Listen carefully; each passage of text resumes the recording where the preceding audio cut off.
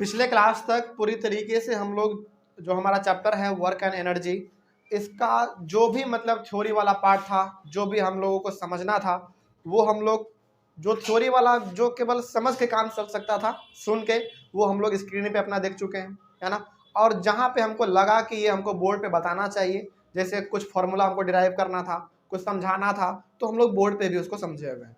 तो screen plus board दोनों को मिला के पूरी तरीके से हमारा ये चैप्टर खत्म हो चुका है, ठीक है। लेकिन इसका जो सबसे मेन पार्ट है यानी कि न्यूमेरिकल्स, वो अभी भी बचा हुआ है, ठीक है। तो न्यूमेरिकल्स बनाने का जो हमारा सिलसिला है अब वो चलेगा। देखो आपके बुक में ना दो प्रकार का सवाल है, पहला तो न्यूमेरिकल्स है, दूसरा सवाल है कुछ थ्योरी वाला पूछ दिया, जैसे define 1 joule of work.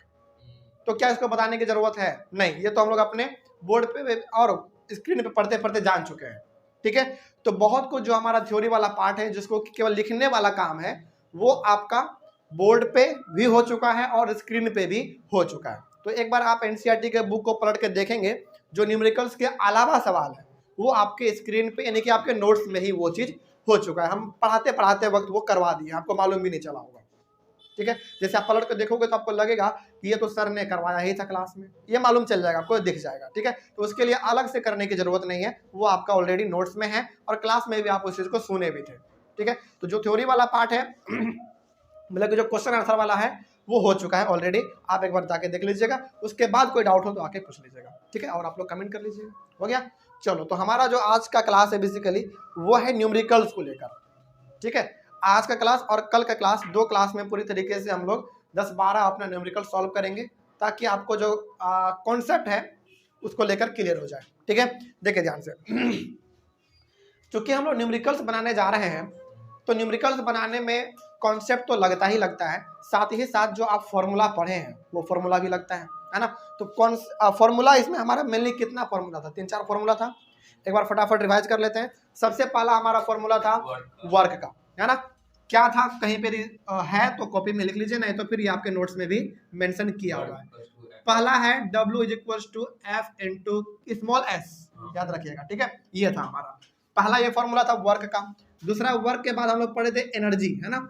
Energy दो प्रकार का था हमारा, पोटेंशियल एनर्जी और एक काइनेटिक एनर्जी। तो पोटेंशियल एनर्जी का फॉर्मूला क्या था?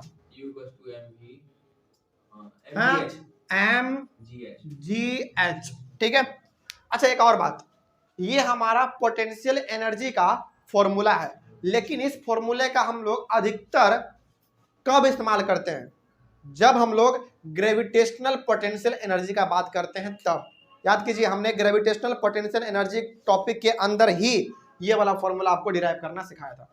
हालांकि ये फॉर्मूला आपका पोटेंशियल एनर्जी का है, लेकिन पोटेंशियल एनर्जी में कौन से टाइप में सबसे ज्यादा हम लोग इसको इस्तेमाल करेंगे? ग्रेविटेशनल पोटेंशियल एनर्जी का जब बात होगा तब हम लोग इसका इस्तेमाल ज्यादा करते हैं। हालांकि ये पोटेंशियल एनर्जी का ही फॉर्मूला है, ठीक है। आगे बढ़ते हैं। उसके बाद तीसरा हमारा था काइनेटिक एनर्जी, है ना। इसका फॉर्मूला था काइनेटिक एनर्जी का ½mv²। ये था हमारा काइनेटिक एनर्जी का फॉर्मूला, ठीक है। चलिए आगे, उसके बाद आगे कर लो, बैठो। उसके बाद तीसरे के बाद चौथे नंबर पे हमारा था पावर का, है ना। चलो पावर अच्छा हाँ, पावर में कंफ्यूजन होगा, एक बार बता दे रहे हैं। पावर है, अच्छा पावर का क्या था बताओ जल्दी। Work done by time. देखो स्क्रीन पे कल जब हम आपको पावर पढ़ा रहे थे तो उसमें हम एक चीज बताए थे। क्या बताए थे? कि बहुत बार पावर का formula work done by time लिखा हुआ रहेगा, ठीक है, लेकिन बहुत बार पावर का फॉर्मूला एनर्जी बाय टाइम लिखा हुआ रहेगा। दोनों का मतलब सेम है, दोनों का मतलब सेम है। हाँ, क्यों सेम है? क्योंकि जितना एनर्जी आपके पास होगा उतना ही आप वर्क कर पाइएगा। तो वर्क बोलो, हाँ वर्क बोलो या फिर एनर्जी बोलो, मतलब सेम, ठीक है। तो ये सारा फॉर्मूला आपको ध्यान में सुनो तो पहले, लाओ बोतल, तो यहाँ बोतल लाओ, यहाँ पे चलो, लाओ इधर लाओ, चुपचाप पहले ध्यान से सुनो। अभी क्लास में आया नहीं है, पानी प्यास कैसे लग गया? वो भी ठंडा के मौसम में 6 बजे। हम तो चल के आ रहे हैं बहुत दूर से, इसीलिए हमको प्यास लगा। तुम्हारा मान सकते हैं, बहुत दूर से आ रहे हैं हम, मार्केट होके आ रहे हैं। अच्छा चलो ठीक है। ठंड देखो, ये गर्मी का समय रहता कि अभी तुरंत आए हैं धूप से तो चलो पानी पी रहे हैं, समझ में आता है। लेकिन ठंडे के समय में 6 बजे आया और तुरंत पानी पीने लगे। गर्मी लग रहा है। अच्छा ठीक है, हो जाएगा, सब ठीक हो जाएगा। सुनो ध्यान से, तो ये 4 फॉर्मूला आपको ध्यान में रखना है, ठीक है। बंद करो ये 4, सुनो पहले ध्यान से, नहीं तो फिर न्यूमेरिकल्स चला गया ना तो फिर फिजिक्स चल जाएगा, ठीक है। ये 4 फॉर्मूला आपको ध्यान में रखना है, इसी के ऊपर आपका पूरा न्यूमेरिकल्स बेस्ड है, ठीक है। लिखने की जरूरत नहीं है, आपके नोट्स में ऑलरेडी मेंशन किया हुआ है, ठीक है। चलो अब जरा सवाल को देखो, 5 सवाल। कौन सा? काइनेटिक एनर्जी का ये वाला है, हाफ एम बी स्क्वायर है। इसको डिराइव कैसे करना है, ये तो बोर्ड पे हम लोग बात किए हुए हैं पहले से। हाँ ये देखो, इसमें ना ये वाला एनर्जी हमारा कैसे आया ये भी हम लोग डिस्कस किए हुए हैं। ये वाला फॉर्मूला कैसे आया ये भी बात किए हुए हैं। ये वाला फॉर्मूला कैसे आया ये भी हम लोग बात किए हुए हैं, ठीक है। हालांकि यही दोनों के ऊपर पूछता भी है, आपसे पूछेगा। हाँ तो हम क्लास में भी कहे थे, वैसे ही बनाना आसान तरीका है। गलत कहाँ से होगा, नहीं होगा गलत, ठीक है। तो हाँ कहना सही है, ये वाला जो है ना, ये वाला आपके बुक में अलग तरीके से दिया गया है, हम जो बताए थे वो अलग तरीका है। तो ये वाला जो हम बताए हैं, यदि वो समझ में आ गया है तो वो लिख लीजिएगा, नहीं तो जो बुक में है यदि वो समझ में आ गया तो वो लिख लीजिएगा। जो भी लिखो बस समझ में आना चाहिए, ठीक है। चलो देखो ध्यान से, तो ये हमारा 4 बेसिकली फॉर्मूला था, पीछे बात नहीं, लास्ट वार्निंग दे रहे हैं। चलो सुनो, तो ये 4 फॉर्मूला था हमारा, और इसी चारों फॉर्मूला के ऊपर हमारा ये 5 सवाल बनेगा। आज के क्लास में हम लोग 5 सवाल डिस्कस करेंगे, आसान सा है ना। और ये सवाल 5 आपके अंदर का है, ठीक है। कल हम लोग बात करेंगे इसके जो लास्ट में दिया हुआ रहता है ना एक्सरसाइज में, उसको बात करेंगे। देखिए ध्यान से क्या लिखा हुआ है, इसको हमको लगता है देख के बता दोगे तुम लोग, है ना। क्या है देखो ध्यान से, लिखा हुआ a force of 7 Newton acts on an object, यानी कि कोई भी ऑब्जेक्ट हो सकता है, उस ऑब्जेक्ट के ऊपर हम 7 न्यूटन का फोर्स लगा रहे हैं, ठीक है। देखो सवाल बनाने का ना बना सकते हो, लेकिन समझना भी चाहिए सवाल क्या कहना चाह रहा है। तो एक ऑब्जेक्ट है, वो ऑब्जेक्ट कुछ भी हो सकता है, उसके ऊपर आप 7 न्यूटन का फोर्स लगा रहे हैं, ठीक है। द डिस्प्लेसमेंट इज 8 मीटर, और आपने उसके ऊपर फोर्स लगाया, उसमें जो डिस्प्लेसमेंट हुआ वो 8 मीटर का हो गया, मतलब कि वो मूव कर गया 8 मीटर तक, ठीक है। आगे बढ़ते हैं। उसके बाद the displacement is 8 metre in the direction of the force, यानी कि जिस डायरेक्शन में आपने फोर्स लगाया उसी डायरेक्शन में आपका डिस्प्लेसमेंट भी हो गया, ठीक है। चलो आगे बढ़ते हैं। What is the work done in this case, तो इस केस में वर्क डन कितना हुआ, तो सिंपल सा फॉर्मूला है W is equal to F into S, है ना। तो सिंपल पहला का हम लोग बात कर लेते हैं आंसर। 5 सवाल है, इधर हम लोग सॉल्व कर लेंगे, ठीक है। देखो इसमें ना फोर्स कितना दिया हुआ है आपको, 7 न्यूटन दिया हुआ है, और डिस्प्लेसमेंट कितना है, डिस्प्लेसमेंट है 8 मीटर, तो hence W is equal to F into S होता है। फोर्स है 7 इंटू एस है 8, तो टोटल हो गया 56 क्या 56 जूल हो गया। हाँ ये तो न्यूटन मीटर लिख दो, दोनों का यूनिट सेम होता है, ठीक है। नहीं अभी नहीं, एक एक करके हम पूछ लेंगे, जिससे पूछेंगे वो जवाब देगा, हमको मालूम है आप लोग समझ चुके हैं चैप्टर को, ठीक है।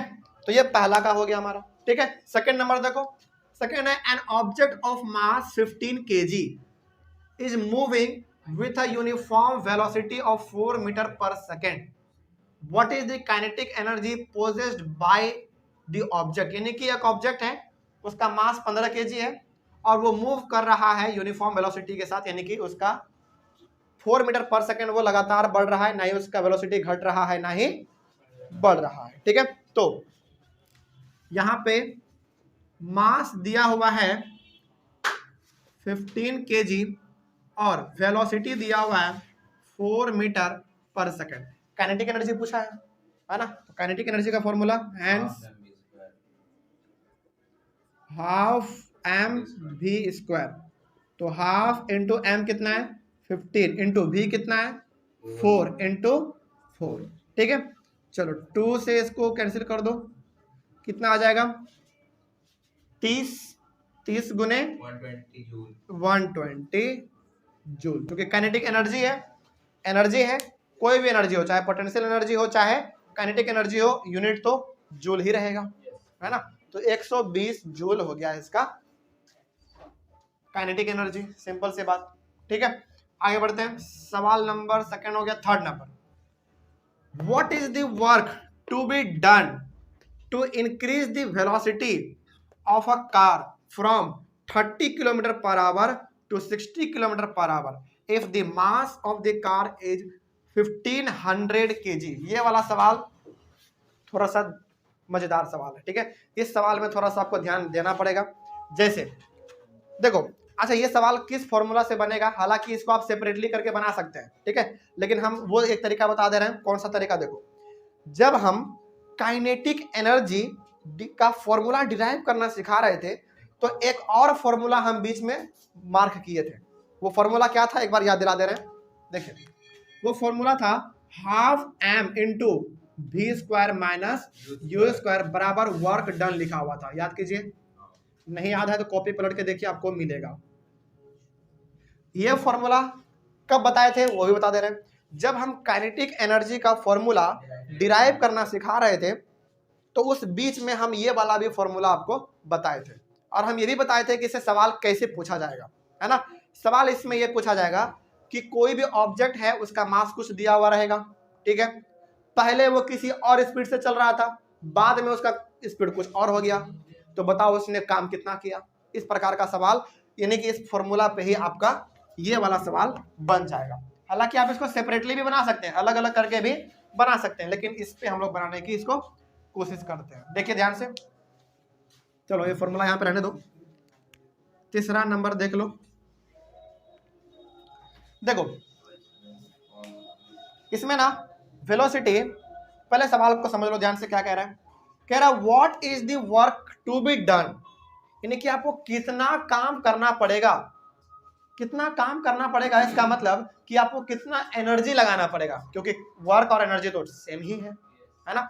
मतलब कि आपको कितना एनर्जी लगाना पड़ेगा to increase the velocity of a car from 30 kilometre per hour to 60 kilometre per our.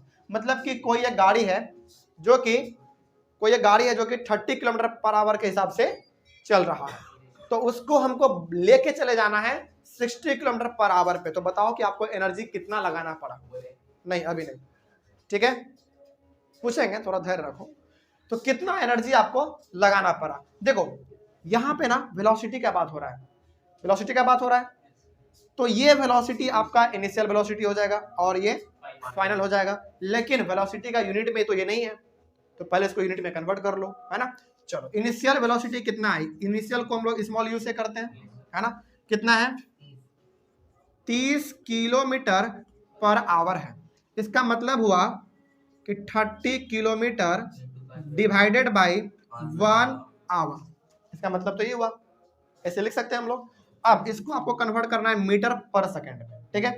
तो 30 इंटू 1000 क्यों, क्योंकि 1 किलोमीटर में 1000 मीटर होता है, इसीलिए हमने यहाँ पे उसको मीटर में कन्वर्ट कर दिया। और एक यहाँ पे घंटा है, 1 आवर है, इसको सेकेंड में कन्वर्ट करना है, तो 3600 सेकेंड, ठीक है, क्योंकि 1 घंटे में इतना ही सेकेंड होता है। अब इसको आप करोगे तो चलो काटना, हाँ चलो हो जाएगा, 10 20 10 20 हो गया कैंसिल, ठीक है। उसके बाद हाँ यहाँ पे हो जाएगा 6 से 6 बार में, और ये 6 से 5 बार में। चलो और हम लोग काट सकते हैं, ये 2 से 5 बार में और 2 से 3 बार में, तो कितना बच गया ऊपर में, 5 5 जा 25 बाई 3 मीटर पर सेकेंड। तो ये हमारे मीटर पर सेकेंड, क्या 5/18 से कर देते हैं।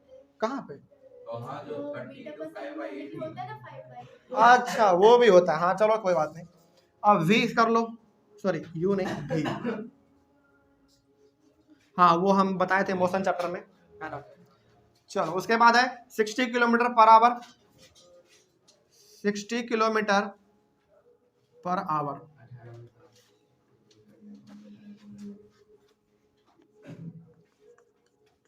चलो इसका मतलब हुआ 60 किलोमीटर डिवाइडेड बाय 1 आवर।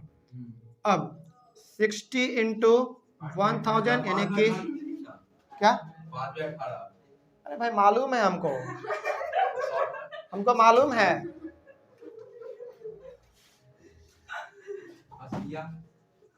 पीछे चुप रहो। 1 0 2 0 1 0 2 0 हो गया। फिर 6 से 6 बार में और ये 6 से 10 बार में, ठीक है। हो जाएगा। फिर ये 5 2 से 5 बार में और ये 3 बार में, तो 5 इंटू 10 50/3 मीटर पर सेकंड। तो ये हमारे SI यूनिट में आ गया, ठीक है। आगे बढ़ते हैं फिर। तो आपके पास U भी मालूम चल गया, V भी मालूम चल गया, और मास तो आपके पास दिया ही हुआ है। कितना है मास? 1500 kg है, 1500 kg मास है, ठीक है। आगे बढ़ते हैं।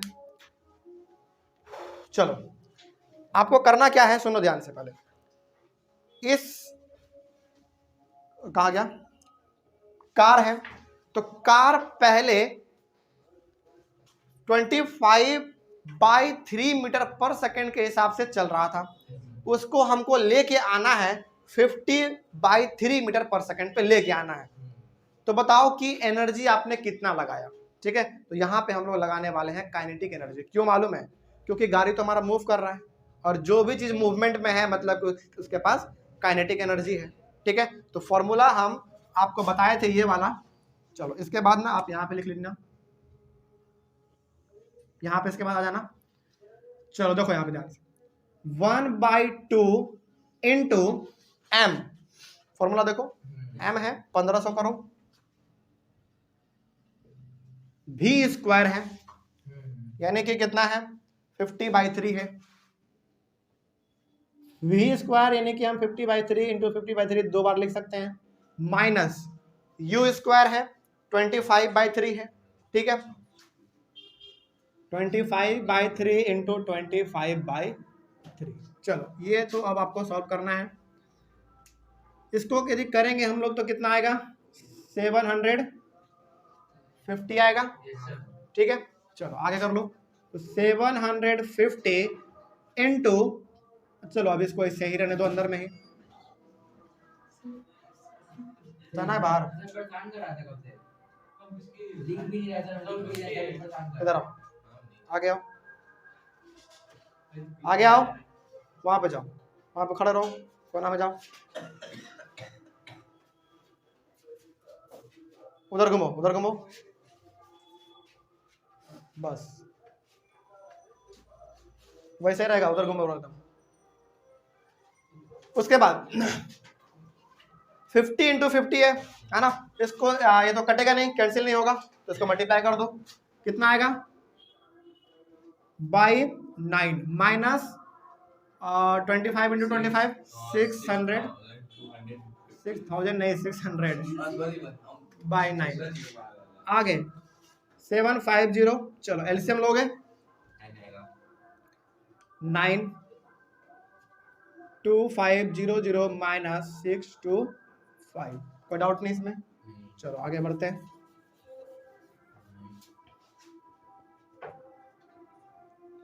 माइनस कर दो, कितना आएगा? 2500 में 625 का माइनस करो, 5 9 में 2 जाएगा 7 8 1 18/9, ठीक है। यहाँ तक तो कोई डाउट नहीं किसी को। आगे बढ़ते हैं। उसके बाद अच्छा, ये जो हम लोग निकाल रहे हैं ये हमारा क्या है? ये वर्क डन है। क्या है ये? वर्क डन है, यानी कि W से लिख सकते हैं हम लोग। और वर्क डन ये है यानी कि यही हमारा क्या एनर्जी है, work done is equal to energy. चलो अब इसको कैंसिल यदि हम लोग करना चाहें तो कैंसिल तो कर ही सकते हैं। 3 से 3 बार में, और ये 3 से कितने बार में होगा? 6, अच्छा कोई दिक्कत नहीं, 6 और 2 और 5 है ना, कितना ही आएगा? 6 2 5 ही आएगा, ठीक है। उसके बाद फिर ये भी कटेगा, 3 1 3, और ये कितने बार में?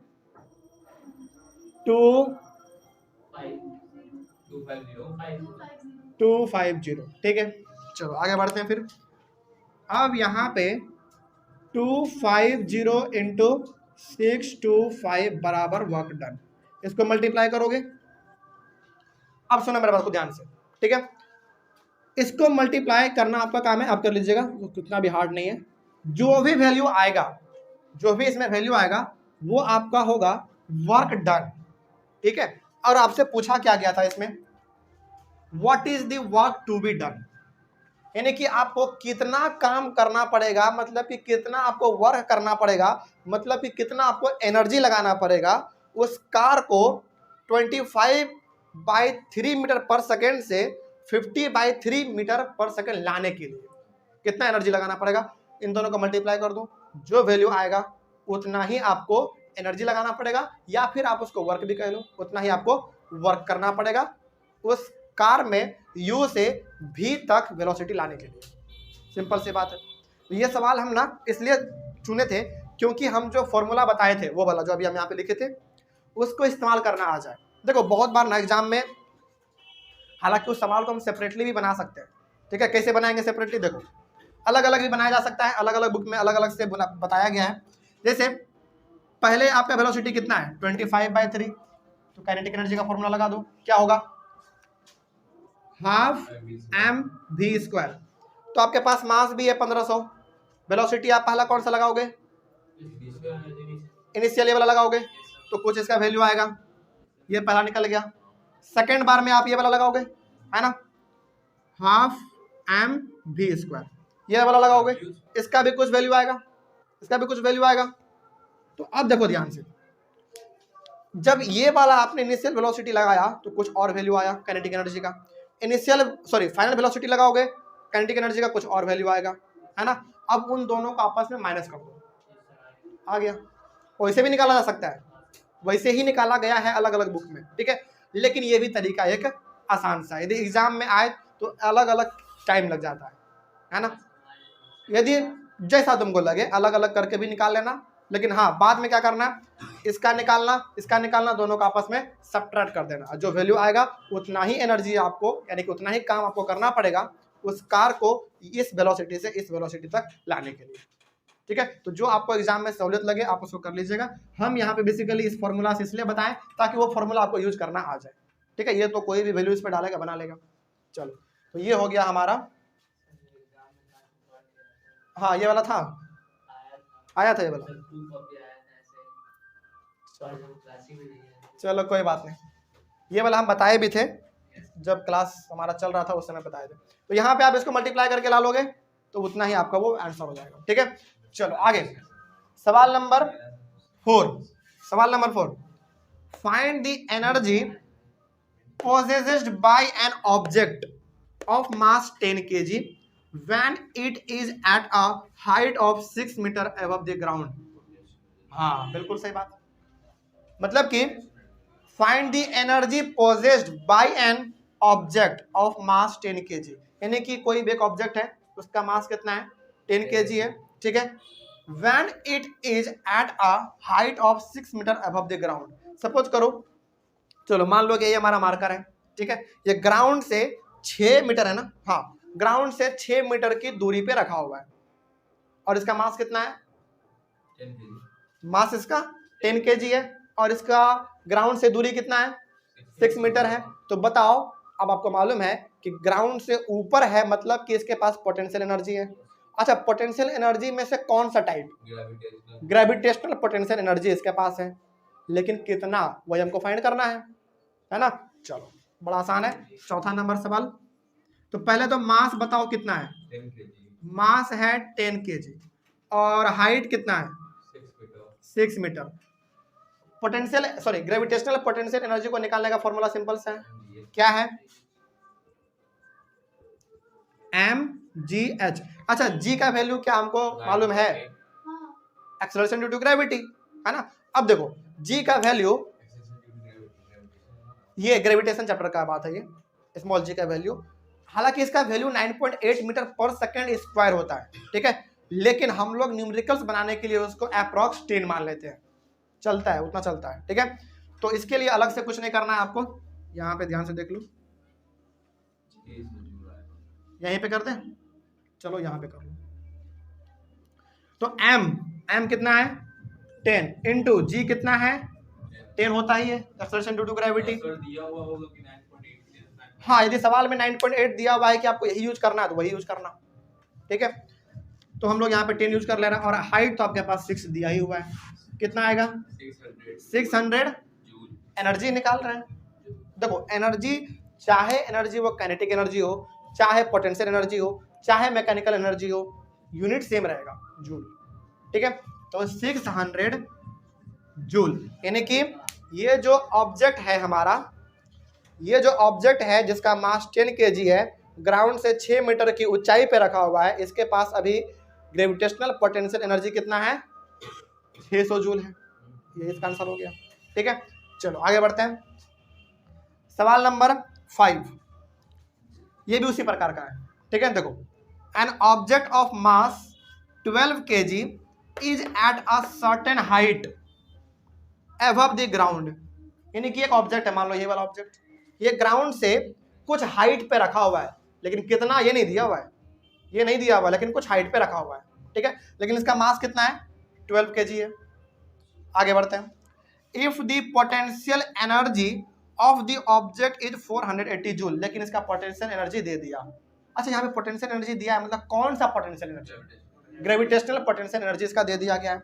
तो find the height at which the object is with respect to the ground, तो इसका आपको हाइट फाइंड करना है, सिंपल सी बात है ना। चलो यहाँ पे कर देते हैं सवाल नंबर 5। देखो इसमें जो कुछ दिया हुआ है पहले उसको लिख लो। मास कितना है 12 kg है, और स्मॉल जी का वैल्यू कितना होता है 10 मीटर पर सेकेंड स्क्वायर होता है। उसके बाद हाँ, आपको ये भी दिया हुआ है, पोटेंशियल एनर्जी भी दिया हुआ है, कितना 480 जूल दिया हुआ है। आपको हाइट नहीं दिया हुआ है, वही तो आपको फाइंड करना है, ठीक है। चलो, हमको इसमें सबसे बड़ा हिंट दिख रहा है कि पहले से ही ग्रेविटेशनल पोटेंशियल एनर्जी का वैल्यू दिया हुआ है ना। तो आपको मालूम है कि hence acceleration due to gravity कितना होता है mgh होता है, जो कि ये हमको पहले से दिया हुआ है, कितना है 480 दिया हुआ है, बराबर मास आपको दिया हुआ है 10, ये भी दिया हुआ है, इनटू हाइट नहीं दिया हुआ है हाइट, तो वही निकालना है आपको। 480 डिवाइडेड बाई 120, 0 से 0 कट गया, 12 के टेबल में 48 कितने बार में 4 बार में हो गया, यानी कि 4 metre is equal to h, यही आपका आंसर हो गया। मतलब कि ये जो ऑब्जेक्ट हमारा 12 kg का था, वो ग्राउंड से 4 मीटर की ऊंचाई पे रखा हुआ है, जिसका एनर्जी कितना है 480 जूल है, सिंपल सी बात है ना। तो ये हमारा पूरा का पूरा हुआ 5 सवाल जो कि आपके एनसीईआरटी बुक के अंदर था, ठीक है ना। कल हम लोग वो सवाल सॉल्व करेंगे जो कि एक्सरसाइज में दिया हुआ है, ठीक है। और जहां तक बात है थ्योरी वाला क्वेश्चन आंसर टाइप का, वो आपके नोट्स में ऑलरेडी मेंशन है, जो कि हम लोग स्क्रीन पे पढ़ते पढ़ते कर चुके थे, ठीक है। आप एक बार लेकिन उसको जरूर देख लेना, कोई डाउट होगा उसमें तो फिर आके एक बार से यहाँ पे पूछ लेना, और ऑनलाइन वाले बच्चे कमेंट कर लेंगे। इसका पहले एक बार आप कमेंट स्क्रीनशॉट ले लीजिए। स्क्रीनशॉट लेने के बाद हम लोग कल भी सवालों को ही सॉल्व करेंगे, ठीक है। उसके बाद फिर हम लोग इस चैप्टर को खत्म कर देंगे, ठीक है। चलो, कौन सा बता देंगे, टेंशन नहीं, ठीक है। चलिए, थैंक यू वेरी मच, मिलते हैं अगले वाले क्लास में।